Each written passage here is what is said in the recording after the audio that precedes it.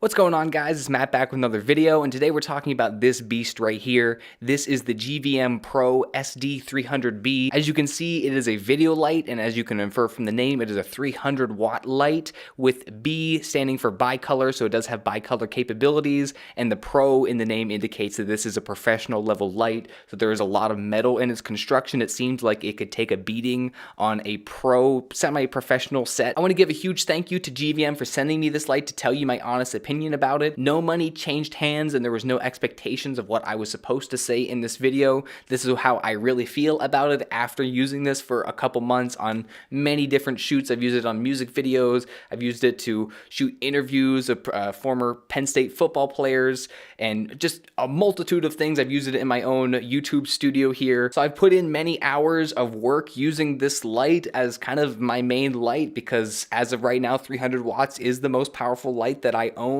and use on a regular basis for my shoots. So this has kind of been my main key light. But the thing to keep in mind with this light that is a budget-friendly light. So this is going to be great for prosumer, maybe single band videographers and filmmakers out there, or small crews where you're trying to save some money on lights, because this thing is actually under $400, where you're going to find the Aputure 300D, which is not even bicolor. That's almost $1,000. So not only can you save money on the light itself, but you can save money on having to put gels in front of the light when you wanted to change the color temperature. But not only that, the maximum output of this light according to GVM is 51,100 lux at 3.3 meters with the included reflector, while the Aputure 300D is only 45,000 lux at 3.3 meters with a reflector. So this, while having the bicolor capabilities, is also brighter than Aputure's offering. In terms of the build quality of this thing, the only drawback I would say, and this is something I said about the Manbilly light, which is a pretty relatively unknown manufacturer. I reviewed a 200-watt bicolor light from there recently, and the main build quality thing I found on that light to be cheap was the plastic knobs here to move the light up and down, and I kind of find the same thing to be true with this light. These plastic knobs feel pretty cheap, and it's actually the same plastic knob that tightens the light onto the stand itself. So that does feel like a place where they cut costs in having a really cheap plasticky knob, and it feels like if this light were to hit against something, that would kind of easily break. But besides that, the body of the light itself and everything else about it, even the top thing to put on light modifiers and reflectors with the Bowens mount, it is just a little switch on the top. Everything about it is really nice. I also love that when you turn the light on, the GVM logo lights up on the side. That's just a really cool little included feature. But one small gripe I have with the light is that the power adapter, whatever you call this power thing that the wall plug goes into, it has a little V-mount thing on the side there, and it clicks onto the chassis of the light itself with that V-mount. But it has all this extra cord here. They might as well just have this cord be much shorter, and they don't even give you the option to hang this power thing from the little knob of your light stand. So it's just kind of stuck there with this awkwardly long cord, and it just doesn't make full use of what you could be getting out of that. But luckily, the other cord that plugs into the other end of the power adapter that actually goes to the wall is a nice quality cord, and it's pretty long. So also this plug here that actually goes from the power adapter into the light is made of plastic. That could be made of metal, but that's not the end of the world. It feels like it's gonna hold up pretty well over time. Those are just small build quality things, and honestly pretty nitpicky things to point out about this light, because overall you're gonna be setting it up on a stand and not really touching it. But potentially my favorite thing about this light is the included protective hard case. Inside the case, on the top layer, you'll find the cords for the light, and you take out this insert and you find two more inserts on either side of the body of the light. I don't know if these inserts are entirely necessary,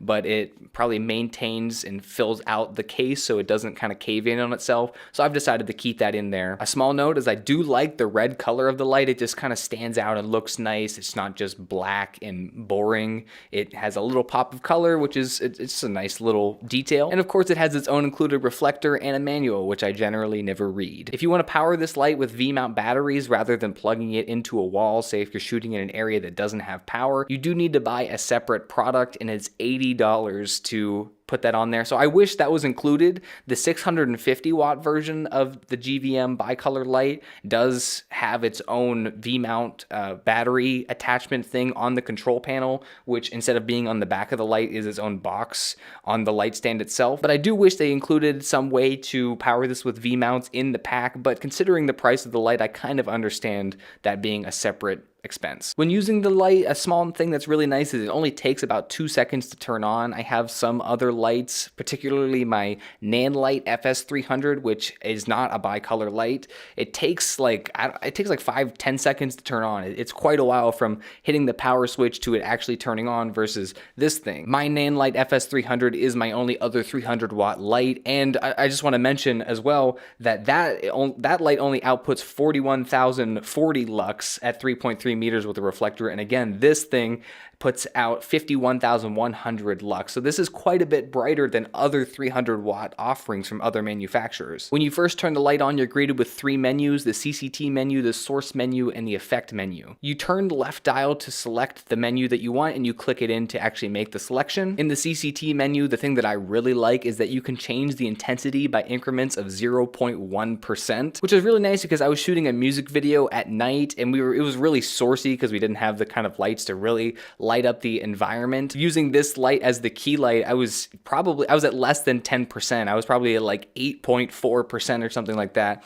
And whenever you are in a dark environment and the difference in 1% is actually a huge difference to the sensitivity of the camera, having those 0.1% increments is quite nice. And you can also change the white balance from 2700 degrees Kelvin to 6800 degrees Kelvin in increments of 50 degrees Kelvin. So very little incremental white balance and exposure changes. One thing to note is that the CCT dial does not click in actually at all. So it doesn't go to commonly used white balances like 32, 56. So you actually have to turn the dial all the way to change to whatever you want. And while the intensity dial does click, because it's the same dial that you select the menu that you want to go into with, it doesn't click when you're in the CCT menu to change the intensity by, say, increments of 20%. So you need to actually turn it to change from 0 to 100% intensity.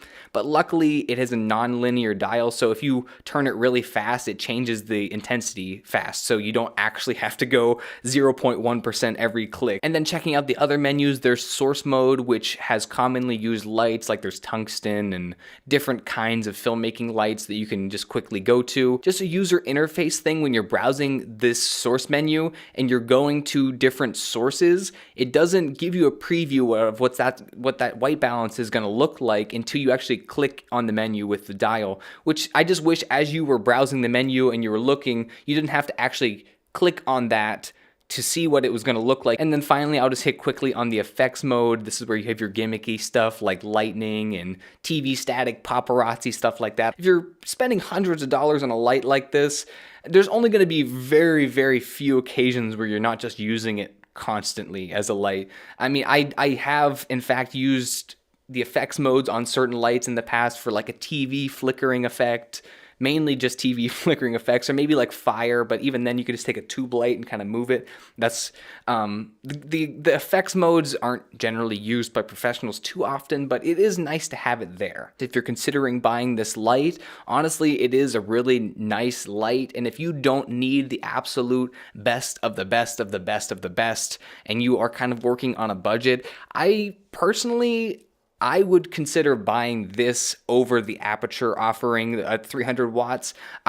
I'm trying to get GVM to send me their 650B, so 650 watts with bicolor, because I have a friend who has an Aputure 600D, and I want to kind of do some comparisons if the build quality from GVM is holding up, if it's having that output and other professional features that pros are kind of looking for.